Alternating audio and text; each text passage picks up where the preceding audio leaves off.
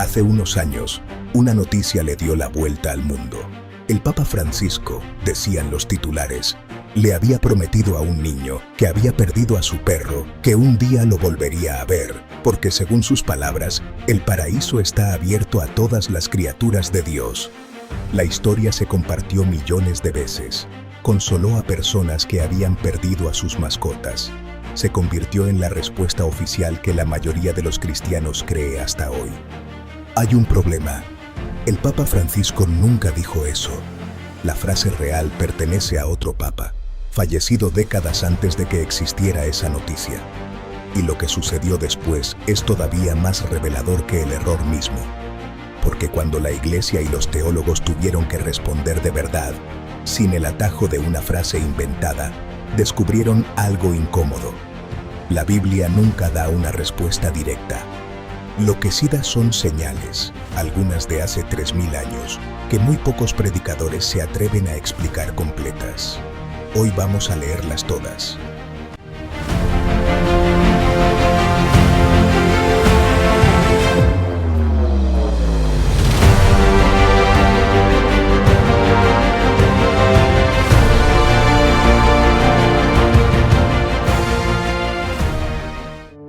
Empecemos por el principio, literalmente. En el primer capítulo del Génesis, cuando Dios crea a los animales, el texto hebreo usa una expresión muy específica. Los llama Nefesh Chaya, que se traduce como alma viviente. Es exactamente la misma expresión que se usa unos versículos después para describir al ser humano cuando Dios le da el aliento de vida. La misma palabra. Alma viviente para el pez, alma viviente para el ave, alma viviente para el hombre. Ningún traductor discute esto. Lo que se discute es qué significaba esa palabra para los antiguos hebreos, y ahí empieza el verdadero desacuerdo. Porque 3000 años después de que se escribiera el Génesis, otro libro de la Biblia parece contradecirlo, o al menos complicarlo. En el capítulo 3 de Eclesiastés, el rey Salomón escribe algo que ha generado siglos de debate entre rabinos y teólogos cristianos. Dice que lo que le sucede al hombre, le sucede también a la bestia, que ambos mueren de la misma manera, que ambos tienen el mismo aliento. Y luego hace una pregunta que nunca responde. Pregunta quién sabe si el espíritu del hombre sube hacia arriba y el espíritu del animal desciende hacia la tierra. Fíjate bien en lo que hizo Salomón. No afirmó que los animales no tienen espíritu. Preguntó quién sabe. Dejó la puerta abierta a propósito, o quizás simplemente admitió que ni siquiera él, el hombre más sabio de su época, podía responder esa pregunta con certeza. Durante siglos, ese versículo se ha usado para probar dos cosas completamente opuestas. Algunos lo leen como la prueba de que los animales no tienen destino eterno. Otros señalan que la palabra hebrea usada para espíritu en ese versículo, ruach, es la misma palabra que en otras partes de la Biblia se reserva únicamente para seres racionales con conciencia. Si Salomón hubiera querido decir simplemente que los animales respiran y ya, pudo usar otra palabra. Eligió esta. Pero el debate no termina en Eclesiastés. Avancemos varios siglos, hasta el profeta Isaías, y encontramos una de las imágenes más extrañas y hermosas de todo el Antiguo Testamento. Isaías describe un reino futuro, el reino que vendrá cuando todo se restaure, y en ese reino el lobo habita con el cordero, el leopardo se recuesta junto al cabrito, el león come paja como el buey, y un niño pequeño los guía a todos sin temor. No es un poema sobre este mundo, es una visión profética de la creación renovada. Y en esa visión, los animales no desaparecen, están ahí, transformados, en paz, formando parte del mundo que Dios promete restaurar. Esa misma idea reaparece siglos después en una carta del apóstol Pablo a los Romanos, uno de los textos más citados y menos explicados del Nuevo Testamento. Pablo escribe que toda la creación gime, como si estuviera de parto, esperando ser liberada de la corrupción para entrar en la libertad gloriosa de los hijos de Dios.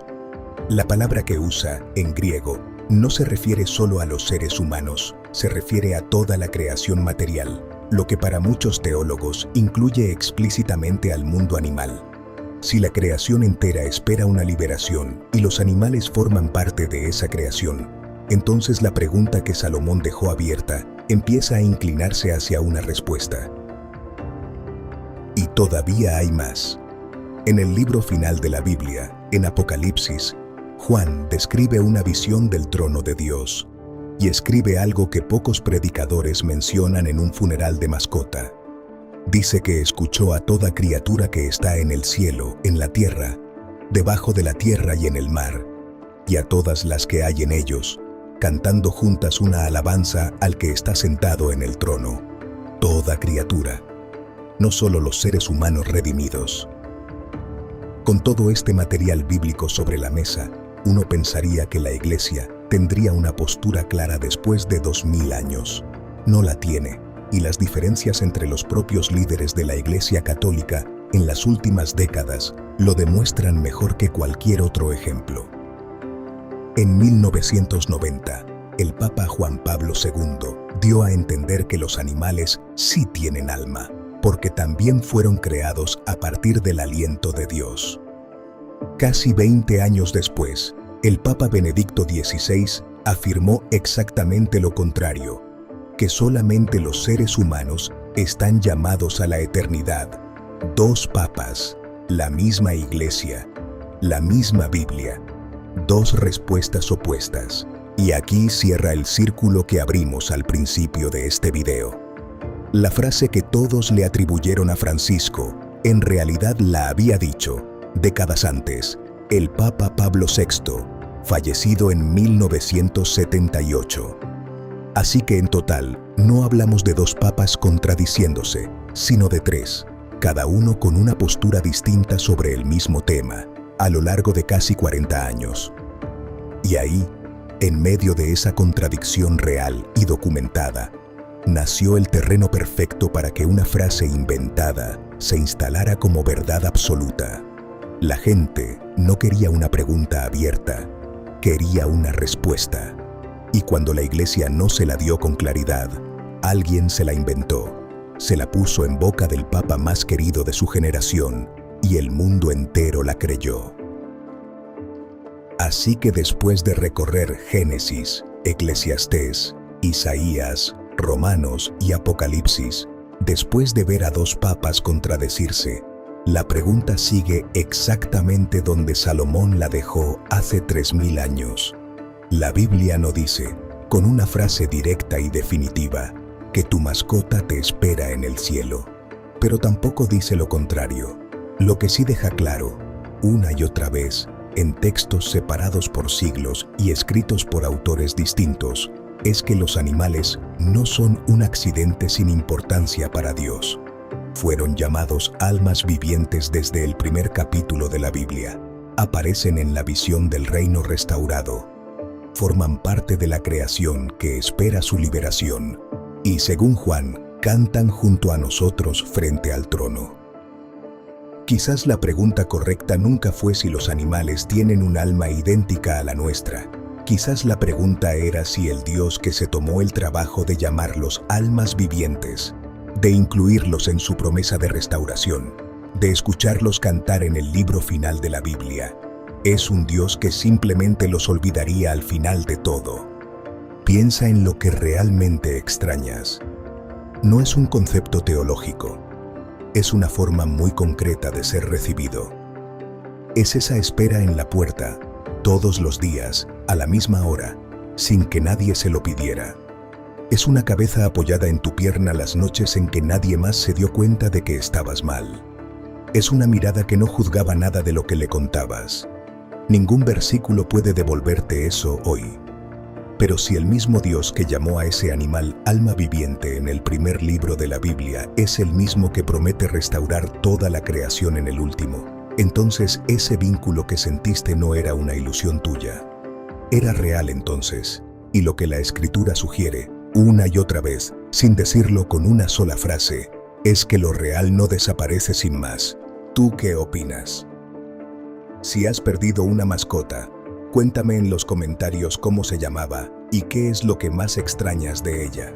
Y si todavía la tienes contigo, ve y abrázala hoy, porque según lo que acabamos de leer, ese momento importa más de lo que la mayoría se atreve a predicar. En el próximo video, vamos a abrir otro texto que la mayoría de las iglesias evita predicar en voz alta, uno que habla directamente de lo que pasa en los primeros segundos después de la muerte.